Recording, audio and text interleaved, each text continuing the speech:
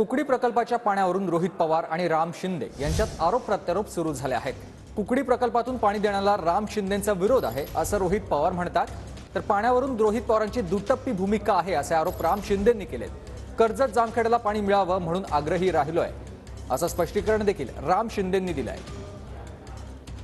ना पाणी सिन्नरचं जे धरण आहे माझ्या मतदारसंघामध्ये कुकडी प्रकल्पातून तिथं पाणी दिलं जातं। मी हा मुद्दा मांडला, या बाबतीतली चर्चा झाली।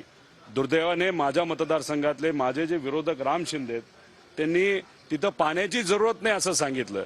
म्हणजे खरं तर आश्चर्यच आहे, एखाद्या लोकप्रतिनिधींनी पाणी आपल्या मतदारसंघात यावं यासाठी प्रयत्न करावे, पण त्यांनी सांगितलं तिथं पाणी त्यामुळे कुकडीतून पाणी देऊ नका असं त्यांनी तिथं सांगितलं अप्रत्यक्षपणे।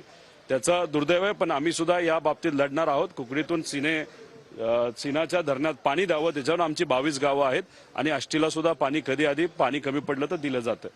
कर्जत जामखेडमध्ये आलं की पाणी सुटलं पाहिजे म्हणतात आणि पुणे जिल्ह्यात आलं भाषण करायला की पाणी सोडलं नाही पाहिजे म्हणतात। ही दुटप्पी भूमिका पुणे जिल्ह्याचे रहिवासी असलेले आमदार रोहित पवारांची राहिलेली आहे आणि त्यामुळे हे काही लपून राहिलेलं नाही। राम शिंदेंनी पाण्याच्या संदर्भामध्ये कधीही केव्हाही तडजोड केली नाही, आग्रही राहिलोय।